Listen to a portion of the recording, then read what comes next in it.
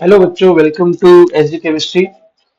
तो कल अपन ने 1 एएमयू के बारे में पढ़ लिया था कि 1 एएमयू क्या होता है। और उसमें मैंने आपको बता दिया था कि 1 एएमयू की जो वैल्यू होती है वो 1.66 इंटू टेंस टू पावर -24 ग्राम होती है। या फिर अगर इसको किलोग्राम में देखें अपन, तो 1.66 इंटू टेन टू -27 किलोग्राम होती है। ठीक है ना। और मैंने कल ये भी बता दिया था आपको कि 1 एएमयू को अपन डिफरेंट नेम्स देते हैं, जिसे 1 एवोग्राम बोला जाता है या 1 एस्टन भी बोला जाता है और 1 डेल्टन बोला जाता है। ठीक है ना। तो आज अपन जो पढ़ने जा रहे हैं वो एटॉमिक मास से स्टार्ट कर रहे हैं। तो एटॉमिक मास क्या होता है कि how many times an element is heavier then mass of one atom of carbon 12 isotope. मतलब कहने का मतलब है कि अपने पास कोई भी एलिमेंट कार्बन 12 आइसोटोप के वन एटम से कितना हैवी है, वही उसका क्या कहलाता है, एटॉमिक मास कहलाता है। ठीक है। तो जैसे अगर अपन इसमें देखें कि हाइड्रोजन, जब भी आपको कभी भी किसी भी एटम का मास अगर एएमयू में मिले, तो समझ जाना कि वो किसको रिप्रेजेंट कर रहा है, वो वन एटम के मास को रिप्रेजेंट कर रहा है।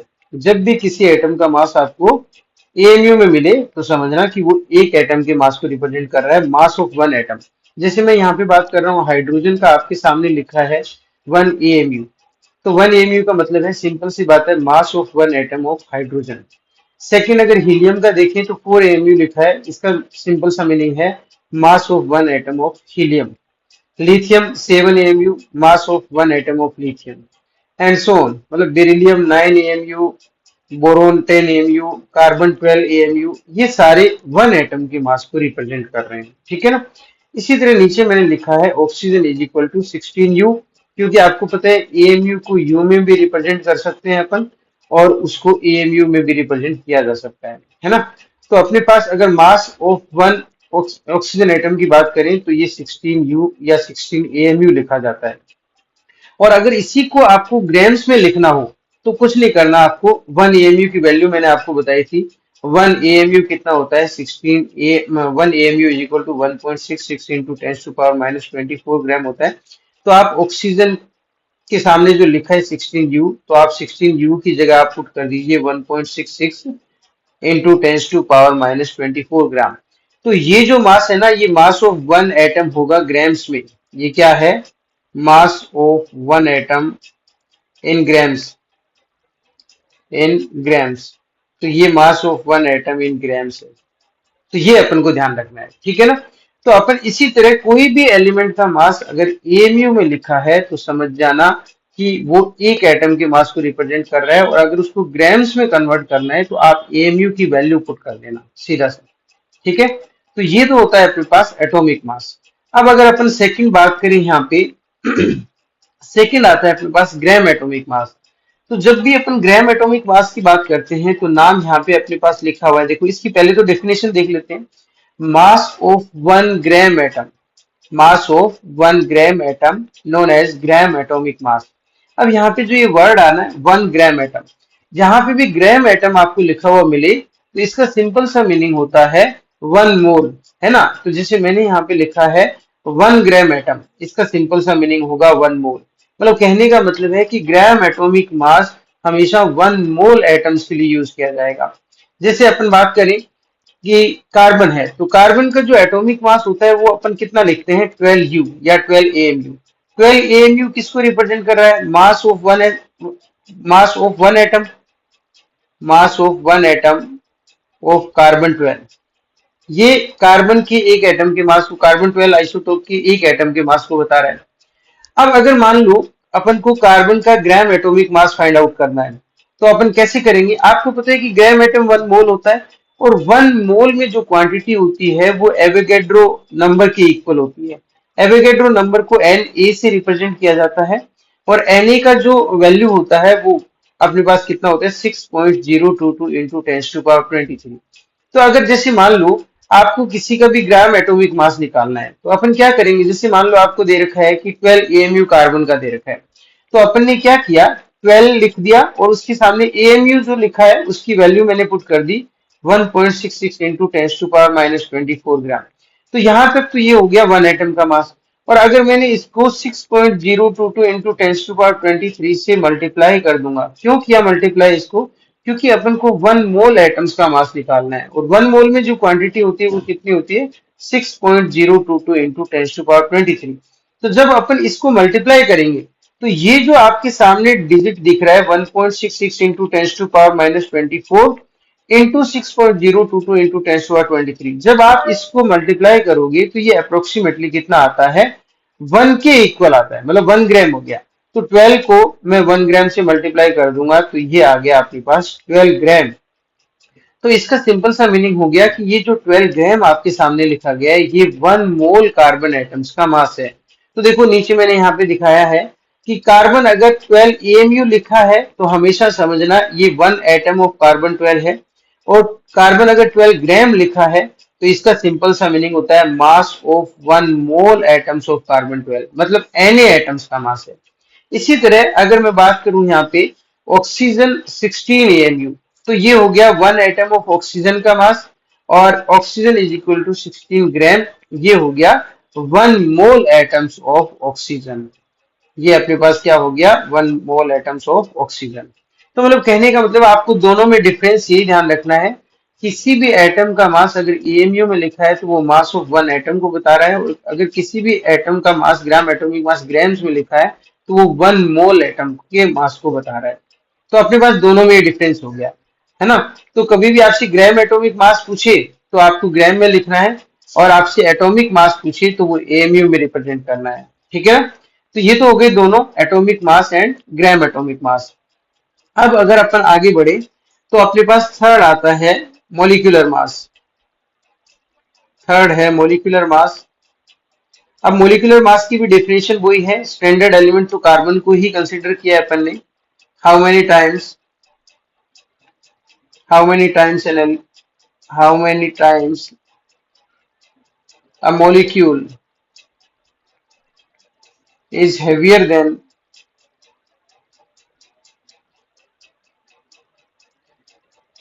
1/12 of mass of one atom of carbon 12 isotope। कोई भी molecule 1/12 of mass of 1 atom of carbon 12 isotope से कितना हैवी है वही उसका मॉलिक्यूलर मास कहलाता है। तो सेम थिंग है यहाँ पे भी। जैसे अगर मैं मॉलिक्यूलर मास की बात करूं तो जैसे मान लो यहाँ पे अपने पास क्या आ रहा है, अगर अपन इसको देखें तो अब यहाँ पे अपने पास क्या आ रहा है, अगर मैं H2SO4 की बात करूं तो ये अपने पास आ रहा है 98 ग्राम। जैसे ये ऐसे लिख दिया अपन ने 98 AMU, इसको लिख दिया 98 AMU, या फिर मैंने लिख दिया NH3 is equal to 17 AMU। आप इसको U में भी लिख सकते हैं 98U, या इसको 17U भी लिख सकते हैं। इसका सिंपल सा मीनिंग ये क्या है, ये है mass of one molecule, mass of one molecule of H2SO4, और ये जो है ये क्या है, ये है mass of one molecule of NH3। मतलब कहने का मतलब है कि जैसे अपन एटॉमिक मास में रिप्रेजेंट कर रहे थे एएमयू में, तो वहां पे वो 1 एटम के मास को बता रहा था, तो यहाँ पे ये मास ऑफ वन मॉलिक्यूल बताएगा। कोई भी मॉलिक्यूल के मास को अगर अपन ने रिप्रेजेंट कर दिया एएमयू में तो वो हमेशा मास ऑफ वन मॉलिक्यूल बताता है। जैसे मान लो यूरिया है, तो यूरिया अपने पास क्या रहता है, NH2CONH2, ये यूरिया है। तो इसका जो 60 AMU लिखेंगे, 60 AMU, तो ये भी क्या है, mass of one molecule of urea. या फिर अगर मैं इसको ऐसे लिखूं HNO3 दे दिया, सपोज करो HNO3, तो 63U लिख रखा है, तो ये है mass of one molecule of HNO3। या फिर आपको दे दिया एसीटोन CH3COCH3, तो ये भी आप लिख सकते हो। देखो इसका 58U होता है, ये हो गया मास of one molecule of acetone. इसको अपन एसीटोन बोलते हैं। एसीटोन का जो मास होता है वो अपने पास 58U है, या इसको अपन लिख सकते हैं 58 AMU।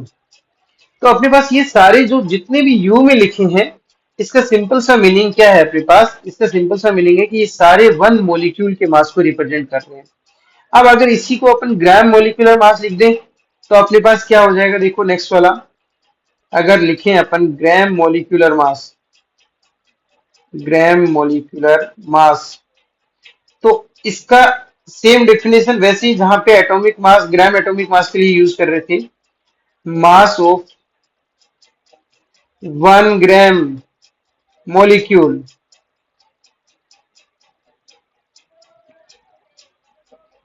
known as gram molecular mass, gram molecular mass. वही सिंपल सा कंसेप्ट हो गया यहाँ पे भी। क्या? देखो जरा आपके सामने भी, अगर अपन बात करें कि जैसे अपन ने H2SO4 लिखा था अभी, तो H2SO4 कितना है?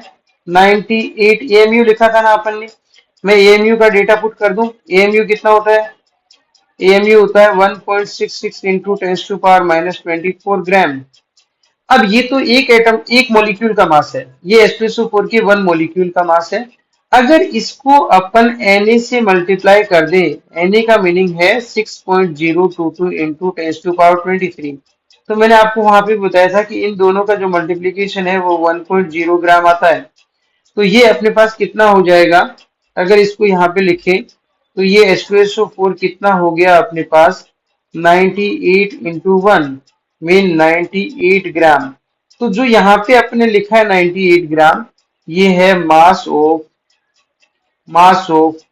1 मोल molecules, 1 mole molecules of H2SO4। Mean कहने का सिंपल सा मीनिंग है कि अपन ने यहाँ पे भी दोनों डिफरेंस देख लेते हैं भी। अगर मोलिकुलर मास पूछा है तो सिंपल सा मीनिंग ये है कि उसको एएमयू में रिप्रेजेंट किया हुआ मिलेगा। और अगर ग्राम मोलिकुलर मास पूछा है तो आप उसको ग्राम्स में रिप्रेजेंट करोगे। जैसे कैसे? जैसे मान लो सिंपल सी बात है कि आपको दे दिया H2SO4, यहाँ पे दे रखा है 98 AMU, तो ये तो है mass of 1 molecule, mass of 1 molecule of H2SO4। और अगर यही मैं लिख दूं यहाँ पे 98 ग्राम, तो ये हो गया mass of 1 mole molecules, 1 mole molecules of H2SO4। तो सिंपल सा डिफरेंस है, जब भी एएमयू में रिप्रेजेंट किया हुआ मिले समझ जाना वो 1 मॉलिक्यूल के मास को बता रहा है, और ग्राम्स में मिले तो समझ जाना वो 1 मोल मॉलिक्यूल्स के मास को बता रहा है। तो यहाँ पे ये दोनों डिफरेंस आपको क्लियर हो गए। तो अब जो नेक्स्ट वाला है अपने पास, अपन ने 4 मासेस पढ़ लिए, एटॉमिक मास, ग्राम एटॉमिक मास, दूसरा molecular mass, gram molecular mass. अब अपने पास एक आता है एवरेज एटॉमिक मास। नेक्स्ट वाला जो है फिफ्थ वाला, वो होता है एवरेज एटॉमिक मास। तो एवरेज एटॉमिक मास अपन कब करते हैं? जब अपने पास कोई भी आइसोटोपिक अबंडेंस ज्यादा रहती है, तो अपन क्या करते हैं कि अगर मान लो अपन को नेचर में एलिमेंट्स होते हैं, एलिमेंट्स के आइसोटोप्स मिलते हैं, तो अगर किसी आइसोटोप की अबंडेंस मतलब बहुत ज्यादा रहती है, या फिर एक दूसरे के कंपैरिजन में कंपेरेबल होती है अपने पास, या फिर मतलब नेग्लेक्ट नहीं कर सकते, उस केस में अपन क्या निकालते हैं? उसका एवरेज एटॉमिक मास निकालते हैं। तो ये कब होता है? in case of significant amount of isotope। जैसे कैसे? जैसे अगर आपको एवरेज एटॉमिक मास निकालना हो, कभी भी एवरेज एटॉमिक मास आपको निकालना हो, तो आपके लिए फॉर्मूला ये रहता है m1x1 प्लस m2x2 और अपॉन हो जाएगा x1 प्लस x2। या फिर यहाँ पे आप जितने भी आइसोटोप्स हैं तो उसके अकॉर्डिंग आप आगे बढ़ा सकते हो। जहाँ पे m1 एंड m2 तो क्या है? ये तो है एटॉमिक मासेस या mass numbers. These are the mass numbers of isotopes. And x1 and x2 क्या है? ये है परसेंटेज अबंडेंस, ऑफ आइसोटोप्स। तो अपने पास ये फॉर्मूला बन जाता है। इसी जैसे फॉर एग्जांपल आपने क्लोरीन का सुना होगा, जैसे क्लोरीन जो होता है उसकी क्लोरीन के टू आइसोटोप्स मिलते हैं अपन को, क्लोरीन 35 एंड क्लोरीन 37। तो नेचर में क्लोरीन 35 मिलता है वो 75% मिलता है, और 37 वाला जो मिलता है वो अपन को 25% मिलता है। तो अपन अगर इसका एवरेज एटॉमिक मास निकालें, अगर इसका एवरेज एटॉमिक मास निकालें तो ये अपने पास कितना आएगा देखो। अगर इसका एवरेज एटॉमिक मास अपन निकालें, एवरेज एटॉमिक मास, तो ये अपने पास वही फॉर्मूला लगाएंगे अपन, m1x1 प्लस m2x2 और अपॉन x1 प्लस x2। तो देखो m1 की वैल्यू, आपको m1 यहाँ पे दे रखा है, उसको 35 ले लो, m2 आप 37 ले लो, x1 आपको दे रखा है 75% और x2 आपको दे रखा है 25%। तो आप वैल्यू पुट कर दीजिए एवरेज एटॉमिक मास के लिए। तो m1 35 इंटू 75 और प्लस में 37 इंटू 25 और डिवाइडेड बाई टोटल, आप क्या करोगे 75 प्लस 25। तो ये अपने पास जो सोल्व करने पे आता है तो ये आता है 3550 अपॉन 100। तो ये हो गया 35.50 ग्राम। तो अपने पास जो क्लोरीन का एटॉमिक मास आता है, एवरेज एटॉमिक मास, वो अपन कितना लेते हैं 35.5 लेते हैं। क्यों लेते हैं, फ्रैक्शन में क्यों है, क्योंकि इसकी आइसोटोपिक अबंडेंस की वजह से अपने पास ऐसा हो रहा है। तो अपन क्या करेंगे, नेक्स्ट वीडियो में इसकी कुछ क्वेश्चंस करेंगे और कुछ डिफरेंट काइंड ऑफ मासेस अपन अलग से और स्टडी करेंगे। Thank you for watching.